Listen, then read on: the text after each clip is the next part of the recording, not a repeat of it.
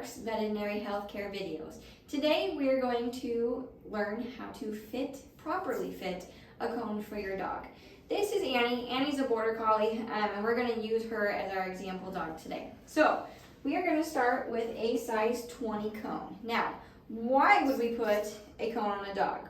The main reason is because we don't want them to lick some sort of part of their body, whether it's their feet, an incision site on their belly, maybe their back end, or even rubbing their eye on the carpet is a big one, or nose sutures, anything on the face. The cone is basically to keep them from self-mutilating any sort of surgical site or wound that they might have. So we're going to start with a size 20 because I think this will be too small for Annie. So ideally we want it to be long enough to stick 1 inch past the nose if it's put all the way to the shoulders. So my lovely assistant here, could you just slip it, pull her ears in.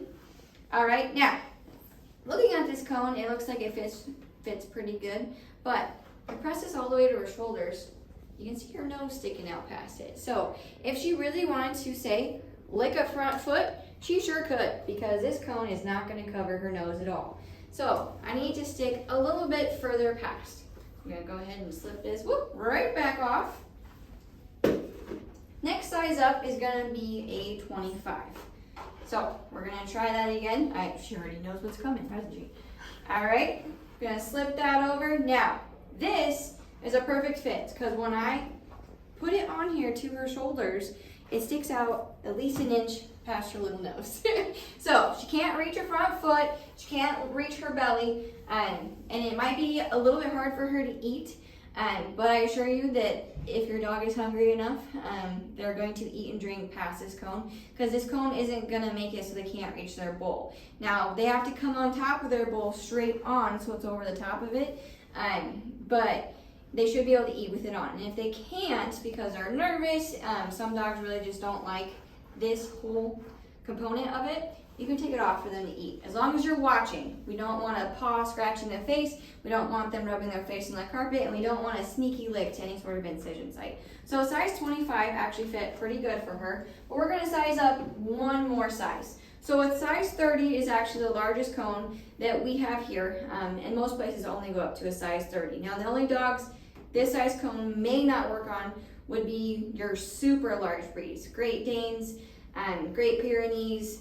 Newfoundlands, really big dogs that have really long necks, because like I said, it has to push back to their shoulders, and then you're going to tie it around their neck as well. So she's like, no, I'm done with this. All right, so we're going to put this cone on Annie.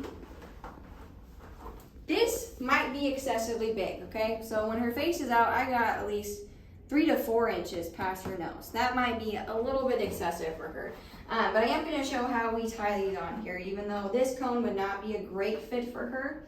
If she proved to get past a 25, some dogs are pretty sneaky, this is what we would end up moving up to. So this is some of our gauze material we have here, and I'm just going to tie it in a normal, like a shoelace, okay? So your bow tie here, all right? Now, I'm going to check it. So I'm going to try and pull it, and it shouldn't pull off of her ears. If it does, then it was too loose, okay? We have a lot of people that try to attach them to collars, and sometimes that doesn't work either if the collar goes over their ears. Now, if your collar is set appropriately, which is it's only big enough for 2 fingers to go under, so it doesn't come off their head, you sure can attach your collar to your Elizabethan collar to that. Or if they're wearing some sort of harness, you can sure tie us to their harness so they can't get it over their head. Those are probably the best options to keep your dog from licking themselves. There are other options like inflatable cones, donuts that you can get that just go around their neck.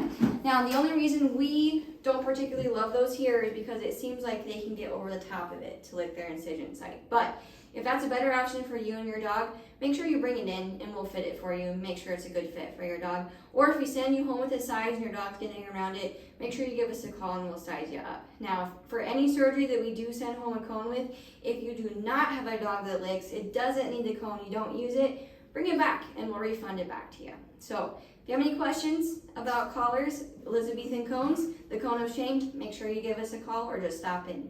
Thank you.